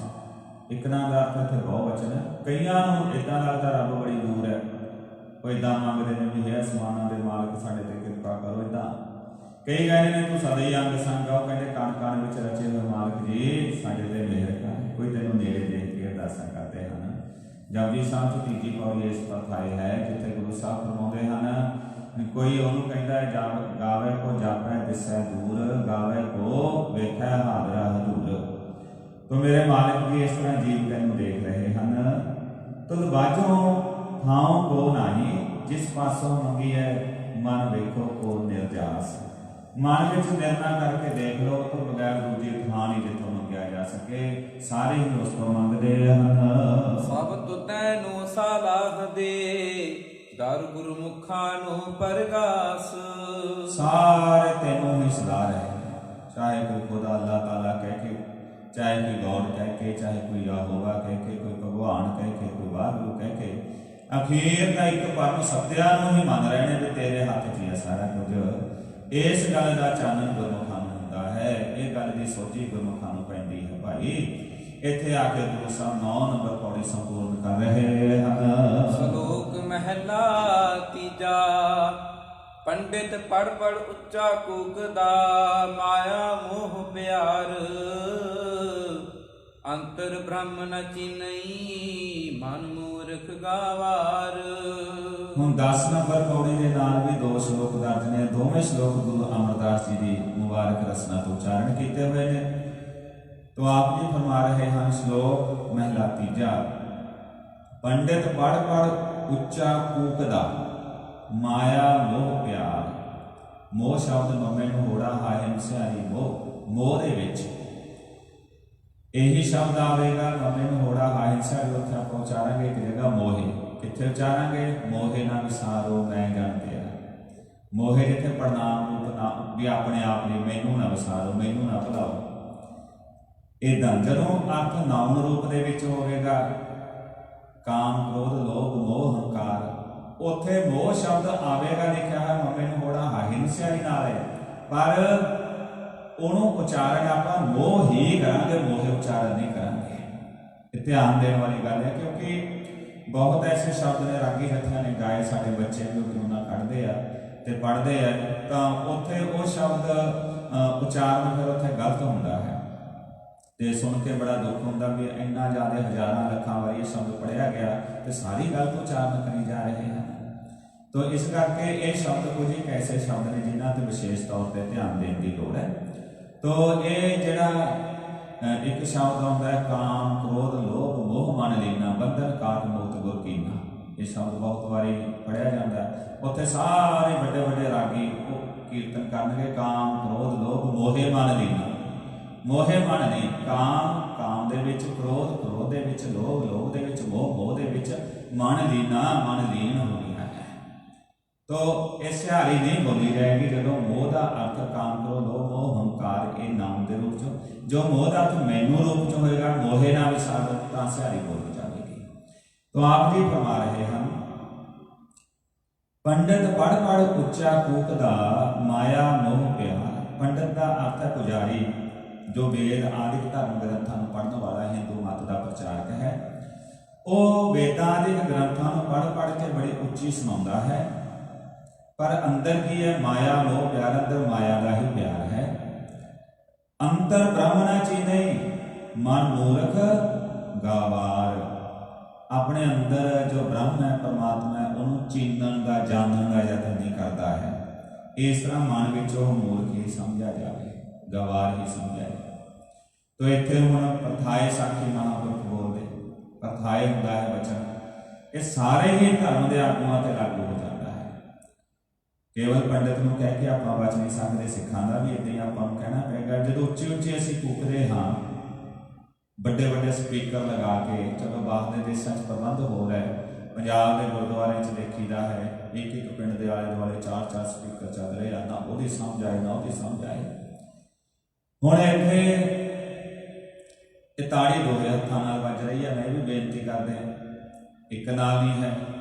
ਇੱਕ ਜਗ੍ਹਾ ਅਸੀਂ ਕਥਾ ਕਰਨ ਗਏ ਤੇ ਜਦੋਂ ਮੈਂ ਕਥਾ ਲਈ ਸਪੀਕਰ ਨੂੰ ਹੱਥ ਲਗਾਇਆ ਮਾਈਕ ਨੂੰ, ਤੇ ਉਹਦੇ 'ਚ ਆਵਾਜ਼ ਅੰਦਰ ਕੁਝ ਆਵੇ ਨਾ, ਅਜੇ ਕੀਰਤਨ ਸ਼ੁਰੂ ਹੋਣਾ ਸੀ, ਜਥਾ ਸੀ ਨਾਲ, ਤੇ ਆਵਾਜ਼ ਆਵੇ ਨਾ। ਮੈਂ ਗਿਆਨੀ ਜੀ ਨੂੰ ਕਿਹਾ, ਮੈਂ ਗਿਆਨੀ ਜੀ ਆਵਾਜ਼ ਨਹੀਂ ਆ ਰਹੀ। ਕਹਿੰਦਾ ਭਾਈ ਸਾਹਿਬ ਜੀ ਬਾਹਰਲੀ ਆਵਾਜ਼ ਛੱਡੀ ਹੋਈ ਆ। ਮੈਂ ਵੀ ਬਾਹਰਲੀ ਆਵਾਜ਼ ਕਾਹਦੇ ਲਈ? ਮ੍ਰਿਤਕ ਦਾ ਅੰਤਮ ਅਰਦਾਸ ਦਾ ਪ੍ਰੋਗਰਾਮ ਸੀ।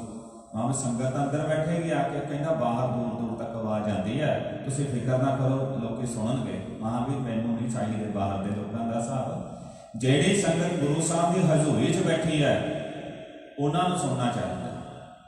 ਉਹ ਕਹਿੰਦਾ ਵੀ ਸਾਡੀ ਤਾਂ ਕਮੇਟੀ ਇਹ ਕਹਿੰਦੀ ਆ ਵੀ ਦੂਰ ਤੱਕ ਸਾਨੂੰ ਪਤਾ ਲੱਗੇ ਘਰਾਂ ਦੇ ਵਿੱਚ ਜਦੋਂ ਗਿਆਨੀ ਜੀ ਸਵੇਰੇ ਨਿਤਨੇਮ ਕਰਦੇ ਆ। ਪਿੰਡ ਦੇ ਵੀ ਕਈ ਲੋਕੀ ਕਹਿੰਦੇ ਆ ਵੀ ਅਸੀਂ ਤਾਂ ਉਦੋਂ ਉੱਠਦੇ ਆ ਜਦੋਂ ਬਾਬਾ ਜੀ ਦੀ ਆਵਾਜ਼ ਆਉਂਦੀ ਹੈ। ਕਹਿੰਦੇ ਇਸ ਕਰਕੇ ਅਸੀਂ ਬਾਹਰਲੀ ਸਪੀਕਰ ਰੱਖਿਆ। ਗੁਰਦੁਆਰੇ ਤਾਂ ਲੋਕੀ ਆਉਂਦੇ ਮੱਥਾ ਟੇਕ ਕੇ ਚਲੇ ਜਾਂਦੇ, ਬਹਿਣਾ ਕੌਣ ਹੈ ਇੱਥੇ? ਤਾਂ ਮੈਂ ਬੇਨਤੀ ਕੀਤੀ, ਫਿਰ ਅਸੀਂ ਗੱਡੀ 'ਚੋਂ ਕੱਢ ਕੇ ਸਪੀਕਰ ਲਾਇਆ ਹੁੰਦਾ।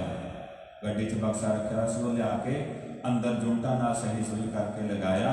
ਉੱਪਰ ਲਿਆ ਨੂੰ ਮਾਂ ਚਾਹੇ ਬੰਦ ਹੀ ਕਰ ਦਿਓ, ਮੈਨੂੰ ਇਹਦੇ ਨਾਲ ਕੋਈ ਮਤਲਬ ਨਹੀਂ। ਜਿਹੜਾ ਅੰਦਰ ਬੈਠਾ ਹੈ ਉਹਨੂੰ ਤਾਂ ਕੁਝ ਸੁਣੇ, ਗੁਰੂ ਦੀ ਹਜ਼ੂਰੀ 'ਚ ਆ ਕੇ ਬਹਿ ਗਿਆ, ਪਤਾ ਲੱਗੇ ਕੋਈ ਗੱਲ ਗੁਰੂ ਦੀ ਕੋਈ ਸਮਝ ਆਏ। ਤੋ ਇਹ ਉੱਚੇ ਕੂਕਣ ਵਾਲੀਆਂ ਗੱਲਾਂ ਸਾਡੇ 'ਚ ਵੀ ਆ ਗਈਆਂ ਨੇ। ਲੋਕਾਂ ਨੂੰ ਸੁਣਾਉਣਾ, ਉੱਚੀ ਉੱਚੀ ਸੁਣਾਉਣਾ, ਤੇ ਉਹ ਚੀਜ਼ਾਂ ਦਾ ਅੱਛਾ ਕੋਈ ਬਹੁਤ ਜ਼ੋਰ ਲਾ ਕੇ ਸੁਣਾ ਰਿਹਾ, ਗਾ ਰਿਹਾ, ਤੇ ਉਹਨੂੰ ਕਹਿਣਾ ਵੀ ਆਹ ਬਹੁਤ ਵਧੀਆ ਗਾਇਆ, ਬੜਾ ਵਧੀਆ ਸੁਣਾਇਆ, ਪਰ ਉਹ ਕੰਨ ਰਸਤਾ ਲੈ ਰਿਹਾ, ਪਰ ਉਹਦੇ 'ਚ ਸਿੱਖਿਆ ਕਿਹੜੀ ਦਿੱਤੀ ਸੀ ਉਹਦੇ ਵੱਲ ਧਿਆਨ ਨਹੀਂ ਗਿਆ ਹੈ। ਹੁਣ ਜਿਹੜਾ ਕੋਈ ਗਾਣਿਆਂ ਦੀ ਟਿਊਨ ਤੇ ਜਾਂ ਉੱਦਾਂ ਕਰੇਗਾ, ਪਾਠ ਵੀ ਕਈ ਇੱਦਾਂ ਕਰਦੇ ਆ, ਉਹਦਾ ਮਤਲਬ ਟਿਊਨਾਂ 'ਚ ਧਿਆਨ ਗਾਉਣ ਪੜ੍ਹਨ ਵਾਲੇ ਦਾ ਵੀ ਰਹੇਗਾ, ਸਹਿਜ ਵਿੱਚ ਹੋਣਾ ਸੀ, ਸਹਿਜ ਵਿੱਚ ਟਿਕਾਊ 'ਚ ਰਸਮਈ ਪਾਠ ਕਰਨਾ ਸੀ, ਰਸ ਦੇ ਵਿੱਚ ਹੀ ਸੁਣਨਾ ਸੀਗਾ, ਪਰ ਉਹ ਹੋਰੇ ਕੁਝ ਹੋ ਗਿਆ। ਤੋ ਇਹ ਸਾਰਿਆਂ ਤੇ ਲਾਗੂ ਹੁੰਦਾ, ਕੇਵਲ ਇੱਕ ਤੇ ਨਹੀਂ। ਹੁਣ ਅੰਦਰ ਕੀ ਹੈ? ਮਾਇਆ, ਮੋਹ, ਪਿਆਰ, ਤੇ ਮਾਇਆ ਦੇ ਨਾਲ ਪਿਆਰ ਹੈ, ਪਦਾਰਥਾਂ ਨਾਲ ਪਿਆਰ ਹੈ। ਆਪਣੇ ਅੰਦਰ ਵਸਦੇ ਪਰਮਾਤਮਾ ਨੂੰ ਚੀਨਣ ਤੇ ਜਾਣਨ ਵਾਲੇ ਨੂੰ ਕੋਈ ਚੱਲਦਾ ਨਹੀਂ ਹੈ।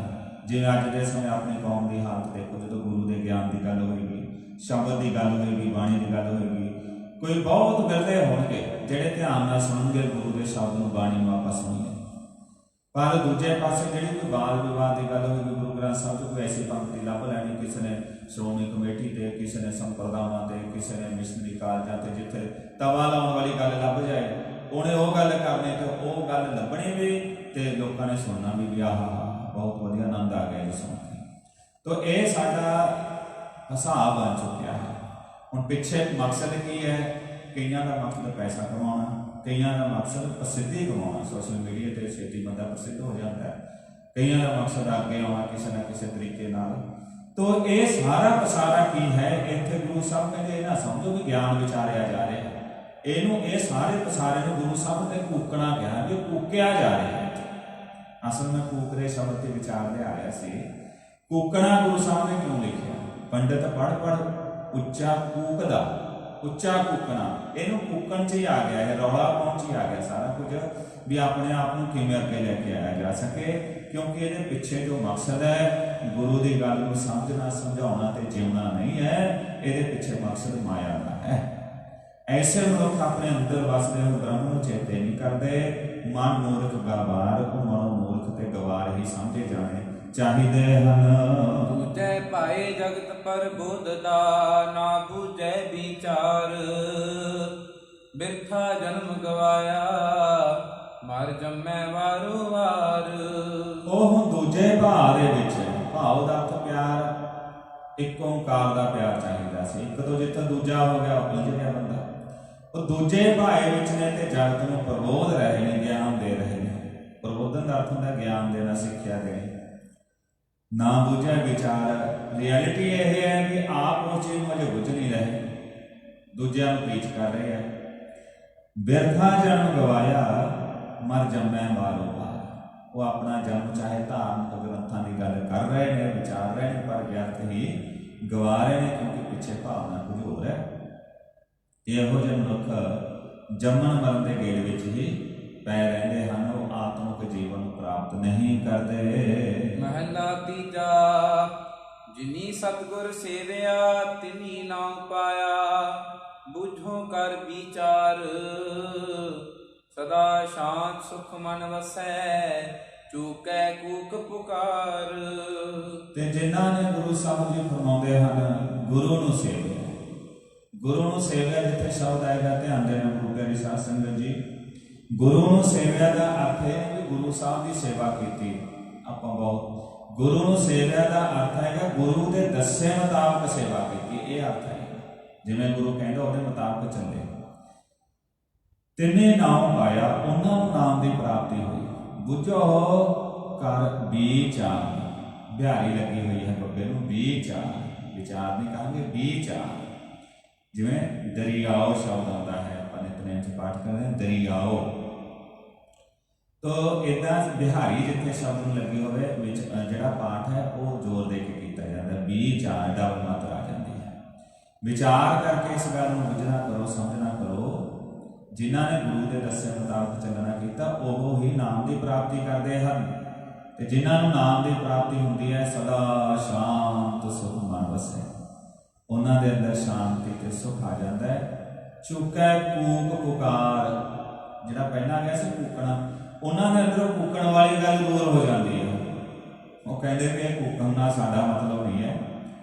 ਜੇ ਧਾਰਮਿਕ ਉਪਦੇਸ਼ ਵੀ ਕਰਨਾ, ਉਹ ਵੀ ਗੁਰੂ ਦੀ ਭੈ ਭਾਵ ਵਿੱਚ ਸਹਿਜ ਨਾਲ ਗੁਰੂ ਦੀ ਗੱਲ ਕਰਨੀ ਹੈ।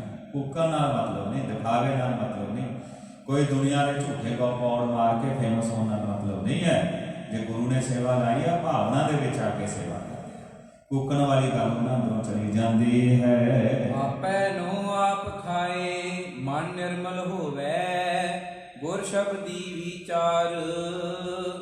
ਨਾਨਕ ਸ਼ਬਦ ਰਤੇ ਸੇ ਮੁਕਤ ਹੈ, ਹਰ ਜੀਉ ਹੇਤ ਪਿਆਰ। ਕਿੱਡਾ ਕਮਾਲ ਦਾ ਵਚਨ ਸਤਿਗੁਰੂ ਜੀ ਦਾ। ਆਪੈ ਨੂੰ ਆਪ ਖਾਏ। ਹੁਣ ਕੋਈ ਆਪਣੇ ਆਪ ਨੂੰ ਖਾ ਸਕਦਾ? ਪਰ ਮੇਰੇ ਪਾਤਸ਼ਾਹ ਜੀ ਫਰਮਾਉਂਦੇ ਨੇ, ਜਿਨ੍ਹਾਂ ਨੂੰ ਗੁਰੂ ਦੀ ਗੱਲ ਸਮਝਣ ਆ ਜਾਂਦੀ ਹੈ, ਸਮਝ ਵਿੱਚ ਆਉਣ ਲੱਗ ਪਈ, ਉਹ ਆਪਣੇ ਆਪੇ ਨੂੰ ਭਾਵ ਆਪਣੇ ਹਉਮੈ ਭਾਵ ਨੂੰ ਖਾ ਜਾਂਦੇ ਆ। ਨਿਮਰਤਾ ਹਉਮੈ ਨੂੰ ਖਾ ਜਾਂਦੀ ਹੈ। ਨਿਰਮਲ ਹੋ ਗਿਆ ਜੀ, ਪਵਿੱਤਰ ਹੋ ਜਾਂਦਾ ਹੈ। ਖਾਦਾ ਕਿਵੇਂ ਗਿਆ? ਆਪਣੇ ਹਉਮੈ ਨੂੰ ਗੁਰ ਸ਼ਬਦੀ ਵਿਚਾਰ, ਸਤਿਗੁਰੂ ਜੀ ਦੇ ਸ਼ਬਦ ਦੇ ਜਰੀਏ ਵਿਚਾਰ ਕਰਕੇ। ਨਾਨਕ ਸ਼ਬਦ ਰਤੇ ਸੇ ਮੁਕਤ ਹੈ, ਹਰ ਜੀਉ ਹੇਤ ਪਿਆਰ। ਜਿਹੜੇ ਸ਼ਬਦ ਦੇ ਰੰਗ ਵਿੱਚ ਰੰਗੇ ਗਏ, ਉਹ ਵਿਸ਼ਿਆਂ ਤੋਂ ਮੁਕਤ ਹੋ ਗਏ। ਉਹਨਾਂ ਦਾ ਹੇਤ ਅਤੇ ਪਿਆਰ ਵੀ ਸੱਚ ਹਰਿ ਕਾਲ ਪੁਰਖ ਵਾਹਿਗੁਰੂ ਨਾਲ ਲੱਗ ਜਾਂਦਾ ਹੈ। ਪੌੜੀ। ਹਰ ਕੀ ਸੇਵਾ ਸਫਲ ਹੈ, ਗੁਰਮੁਖ ਪਾਵੈ ਥਾਏ। ਜਿਸ ਹਰ ਭਾਵੈ ਤਿਸ ਗੁਰ ਮਿਲੈ, ਸੋ ਹਰ ਨਾਮ ਧਿਆਏ। ਗੁਰੂ ਰਾਮਦਾਸ ਮਹਾਰਾਜ ਜੀ 10 ਨੰਬਰ ਪੌੜੀ 'ਚ ਫਰਮਾਨ ਕਰ ਰਹੇ ਹਨ, ਹਰ ਕੀ ਸੇਵਾ ਸਫਲ ਹੈ। ਹਰੀ ਕਾਲ ਪੁਰਖ ਵਾਹਿਗੁਰੂ ਦੀ ਸੇਵਾ ਸਫਲ ਹੈ। ਕਮਾਲ ਦਾ ਵਚਨ ਹੈ। ਗੁਰੂ ਦੀ ਸੇਵਾ ਤੇ ਕੁਝ ਸਮਝ ਵੀ ਆ ਜਾਏਗੀ। ਗੁਰੂ ਗ੍ਰੰਥ ਸਾਹਿਬ ਦੇ ਕੋਲੇ ਆ ਕੇ ਸੇਵਾ ਕਰਨੀ। ਹਾਲਾਂਕਿ ਗੁਰੂ ਕੀ ਸੇਵਾ ਦਾ ਅਰਥ ਵੀ ਜੋ ਮੈਂ ਪਹਿਲਾਂ ਬੇਨਤੀ ਕੀਤੀ, ਗੁਰੂ ਦੇ ਕਹੇ ਹੋਏ ਮੁਤਾਬਕ ਸੇਵਾ ਕਰਨਾ, ਇਦਾਂ ਅਰਥ ਆਵੇਗਾ। ਪਰ ਉੱਦਾਂ ਚਲੋ ਗੁਰੂ ਸਾਹਿਬ ਦੀ ਸੇਵਾ ਵੀ ਮੰਨੀ ਹੈ। ਗੁਰੂ ਗ੍ਰੰਥ ਸਾਹਿਬ ਦੇ ਆਲੇ ਦੁਆਲੇ ਜੋ ਵੀ ਕੋਈ ਸੇਵਾ ਆਪਾਂ ਕਰ ਸਕਦੇ ਹਾਂ। ਹਰ ਕੀ ਸੇਵਾ, ਰੱਬ ਦੀ ਸੇਵਾ ਕਿਵੇਂ ਕਰੀਏ? ਰੱਬ ਕਿੱਥੇ ਬੈਠਾ ਵੀ ਜਿਹਦੀ ਸੇਵਾ ਕਰੀਏ। ਤੋ ਇਹ ਹਰ ਕੀ ਸੇਵਾ ਸਫਲ ਹੈ, ਵਾਹਿਗੁਰੂ ਦੀ ਸੇਵਾ ਸਫਲ ਹੈ। ਵਾਹਿਗੁਰੂ ਦੀ ਸੇਵਾ ਕਰੀਏ। ਇਹ ਨੇਤਰੋ ਮੇਰਿਓ ਹਰ ਤੁਮੈ ਜੋਤ ਧਰੀ, ਹਰ ਬਿਨ ਅਵਰ ਨਾ ਦੇਖੋ ਕੋਈ। ਹਰ ਬਿਨ ਅਵਰ ਨਾ ਦੇਖੋ ਕੋਈ, ਨਦਰੀ ਹਰ ਨੇ ਹਾਲਿਆ। ਇਹ ਵਿਸ਼ ਸੰਸਾਰ ਤੁਮ ਦੇਖਦੇ, ਇਹ ਹਰ ਕਾ ਰੂਪ ਹੈ, ਹਰ ਰੂਪ ਨਦਰੀ ਆਇਆ। ਗੁਰ ਪ੍ਰਸਾਦੀ ਬੁਝਿਆ ਜਾਂ ਵੇਖਾਂ ਹਰਿ ਕਹਿ, ਹਰ ਬਿਨ ਅਵਰ ਨਾ ਕੋਈ। ਕਹੇ ਨਾਨਕ ਨੇਤਰਾਂ ਦਿਸੇ, ਸਤਿਗੁਰ ਮਿਲਿਆ ਦਿਵ ਦ੍ਰਿਸ਼ਟ। ਇਹ ਹਰ ਕੇ ਰੂਪ ਹੈ, ਸਰਗੁਣ ਨਿਰਗੁਣ ਆਪ ਸਰਗੁਣ ਕੀ ਹੋਵੇ। ਤੋ ਇਹ ਸਰਗੁਣ ਸਰੂਪ ਦੇ ਵਿੱਚ ਮੇਰੇ ਮਾਲਕ ਸਤਿਗੁਰੂ ਜੀ ਨੇ ਬਖਸ਼ਿਸ਼ ਕੀਤੀ। ਆਪ ਜੀ ਨੇ ਸਮਝਾਇਆ, ਆਪ ਜੀ ਨੇ ਦੱਸਿਆ, ਮੇਰੇ ਮਾਲਕ ਸਤਿਗੁਰੂ ਨੇ ਫਰਮਾਇਆ ਇਹ ਸੰਸਾਰ ਦੀ ਸੇਵਾ ਹੀ ਨਿਰੰਕਾਰ ਦੀ ਸੇਵਾ ਹੈ। ਤੇ ਜਿਹੜਾ ਸਾਰੇ ਸੰਸਾਰ ਦੀ ਮਨੁੱਖਤਾ ਦੀ ਸੇਵਾ ਕਰ ਜਾਏ, ਵਿੱਚ ਦੁਨੀਆ ਸੇਵ ਕਮਾਈ ਹੈ ਤਾਂ ਦਰਗਾਹ ਬੈਸਣ ਪਾਈ ਹੈ। ਤਾਂ ਨਿਰੰਕਾਰ ਦੀ ਸੇਵਾ ਕਰਨਾ ਇਹ ਸਮਝ ਕੇ ਕਿ ਮੈਂ ਪ੍ਰਮਾਤਮਾ ਦੀ ਸੇਵਾ 'ਚ ਲੱਗਿਆ, ਸੰਸਾਰ ਦੀ ਸੇਵਾ 'ਚ ਲੱਗਾ। ਗੁਰਮੁਖ ਇਸ ਤਰ੍ਹਾਂ ਆਪਣੀ ਸੇਵਾ ਨੂੰ ਥਾਂ ਪਾ ਜਾਂਦਾ ਹੈ। ਜਿਹਨੂੰ ਗੁਰੂ ਮਿਲਦਾ ਹੈ ਨਾ, ਉਹਨੂੰ ਇਹ ਗੱਲ ਦੀ ਸਮਝ ਆਉਂਦੀ ਹੈ ਤੇ ਇਸ ਤਰ੍ਹਾਂ ਸੇਵਾ ਤੇ ਸਿਮਰਨ ਉਹਦੇ ਅੰਦਰ ਵਸ ਜਾਂਦਾ ਹੈ। ਗੁਰ ਸ਼ਬਦੀ ਹਰ ਪਾਈਐ ਹਰ ਪਾਰ ਲਗਾਏ, ਮਨ ਹਟ ਕਿਨੈ ਨਾ ਪਾਇਓ ਪੁੱਛੋ ਵੇਦਾ ਜਾਏ। ਗੁਰ ਸ਼ਬਦ ਹੀ ਹਰ ਪਾਈ ਹੈ। ਰੱਬ ਜੀ ਨੂੰ ਸ਼ਬਦ ਦੇ ਜਰੀਏ ਪਾਇਆ ਜਾ ਸਕਦਾ ਹੈ ਤੇ ਜਿਹੜਾ ਲੱਭ ਲੈਂਦਾ ਉਹ ਪਾਰ ਲੰਘ ਜਾਂਦਾ ਹੈ ਵਿਸ਼ਿਆਂ ਚੋਂ, ਫਿਕਰਾਂ ਚੋਂ, ਮਨ ਦੀਆਂ ਉਲਝਣਾਂ ਚੋਂ, ਐ ਸਿੱਧਾ ਰਾਹ ਲੱਭ ਜਾਂਦਾ। ਮਨ ਹੱਠ ਕਿਨੈ ਨਾ ਪਾਇਓ, ਪਰ ਕਈ ਮਨ ਦਾ ਹੱਠ ਜਿੱਦ ਕਰਕੇ ਵੀ ਅਸੀਂ ਪ੍ਰਾਪਤ ਕਰ। ਮਨ ਹੱਠ ਨਹੀਂ ਗੁਰਮੁਖੋ, ਮਨ ਹੱਠ ਠੀਕ ਹੈ, ਮਿਹਨਤ ਕਰਨੀ ਪੈਂਦੀ ਹੈ, ਪਰ ਅਸਲ ਗੱਲ ਉਹਦੀ ਰਹਿਮਤ ਤੇ ਖੜੀ ਹੈ, ਕਿਰਪਾ ਤੇ ਖੜੀ ਹੈ।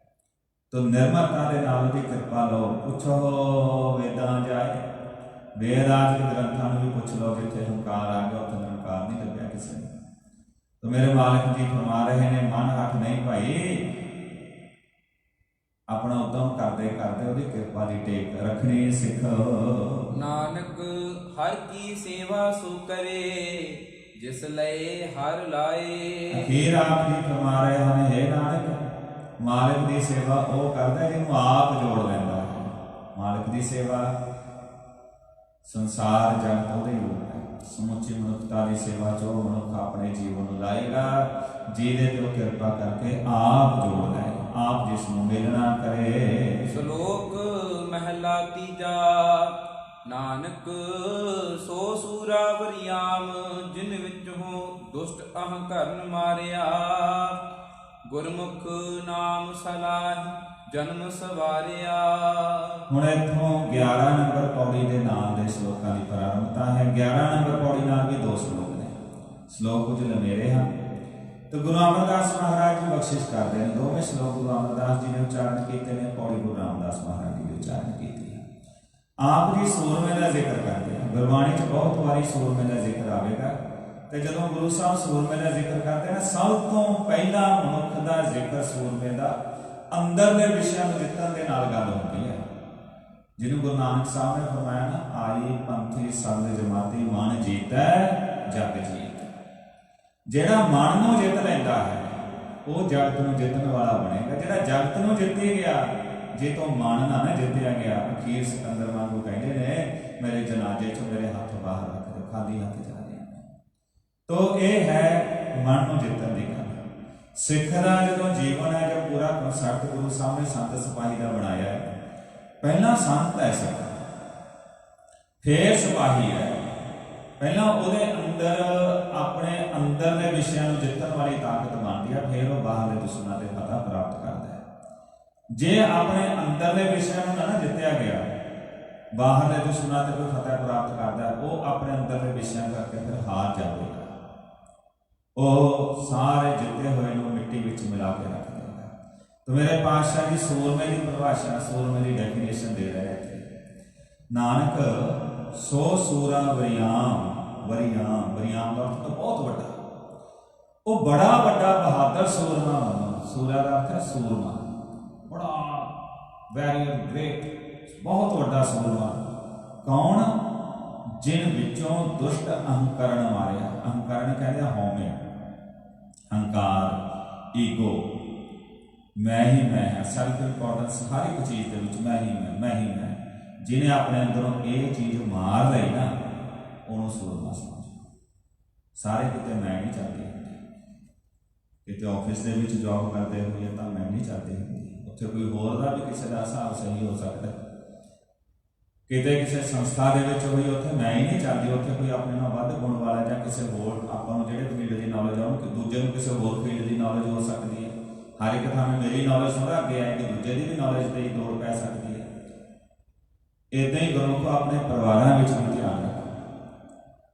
अज साडे परिवारां जिहड़े झगड़े चलदे आ, खास तौर ते विदेशां दे विच, फैमिली के जिन्ने भी परिवारों के झगड़े आ मैं ते लड़िया, पति कहता भी मैं, पत्नी कहती है मैं, जद कि मैं सारा कुछ नहीं है। ठीक है, जिथे पति की अहमियत है उत्थे पति की है, पर जिथे पत्नी की अहमियत उत्थे पत्नी की अहमियत रहेगी।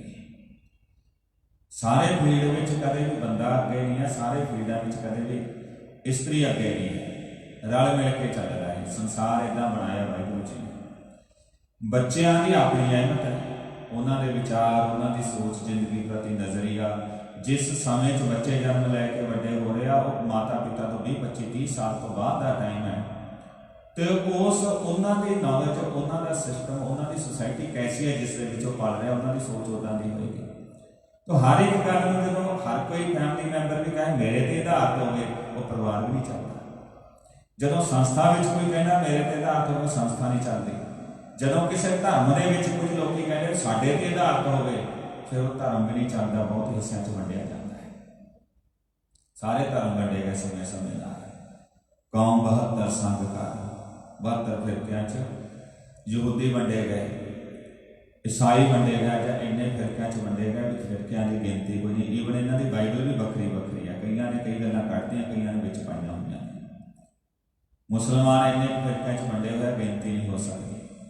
हिंदू इन्नियां संप्रदावां च वंडे हुए गिनती नहीं हो सकती।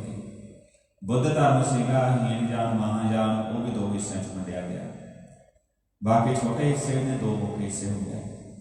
जैन धर्म से, जैन धर्म भी 2 हिस्सों च श्वेतांबर दिगंबर, चिट्टे वस्त्र पाने वाले तो एक हिस्सा, तो एक दिगंबर जो पाते ही नहीं है शरीर के वस्त्र कपड़े, वो भी 2 हिस्सों च, मुख्य 2 हिस्सों च वंडे गए। जोगी 12 पंथ कर, जोगियां के 12 पंथ, सन्यासियों के 10 हिस्से, तो इसी तरह अपने सिख भी कई हिस्सों च वंडे जा रहे हैं। तो जदों अपने आप को केंद्रित रख के ही सारी गल रखी जाएगी, अपने हंकार में, अपनी ईगो में, तो उत्थे वंडी पैगी, दुख आएगा, मुसीबत होएगी, तो अगला वाधा नहीं हो सकेगा। तो जो वाधा होगा भी उस तरीके का नहीं होगा जिस तरह का होना चाहिए। तो मेरे मालिक सतगुरु कह रहे हैं, जिन्हें अपने अंदरों हौमे वाली गल को मार लिया भाई, वो बड़ा सूरम है जिहड़ा सही गल को समझन लग जाता है।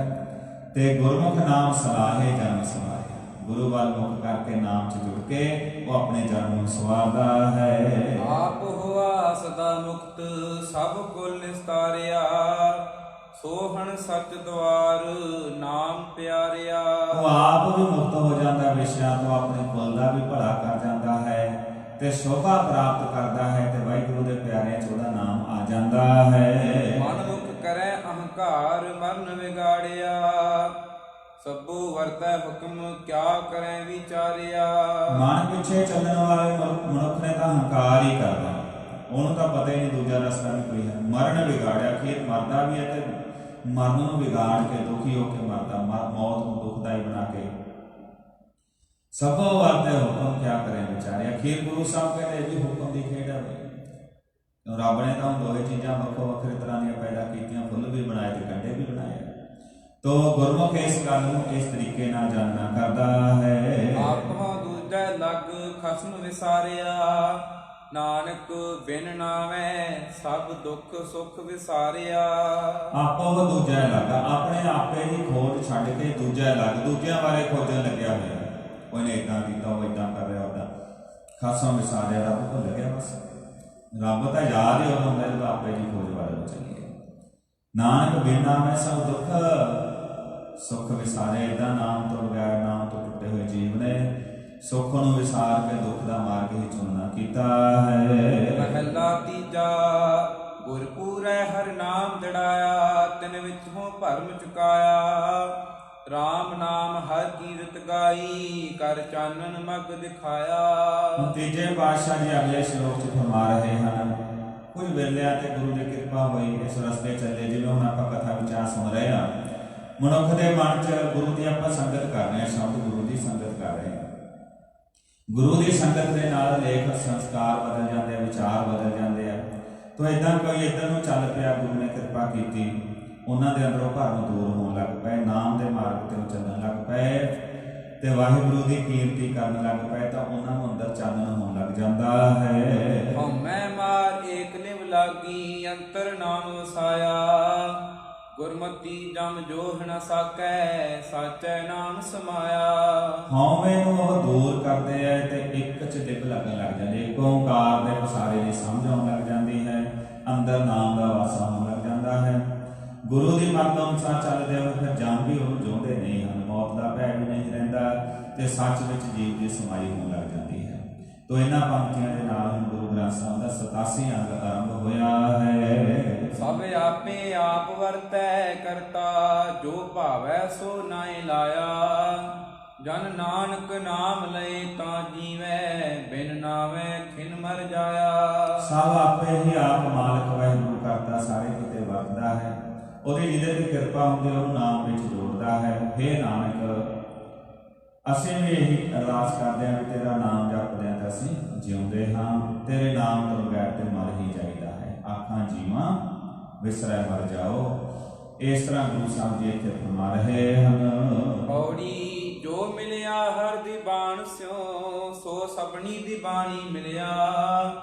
ਜਿੱਥੈ ਉਹ ਜਾਏ ਤਿੱਥੈ ਉਹ ਸੁਰਖਰੂ ਉਸਕੈ ਮੋਹ ਡਿਠੈ ਸਭ ਪਾਪੀ ਤਰਿਆ। ਹੁਣ 11 ਨੰਬਰ ਪੌੜੀ ਚ ਗੁਰੂ ਰਾਮਦਾਸ ਸੱਚੇ ਪਾਤਸ਼ਾਹ ਫਰਮਾ ਰਹੇ ਨੇ ਜੋ ਮਿਲਿਆ ਹਰ ਦੀਵਾਨ ਸੀ।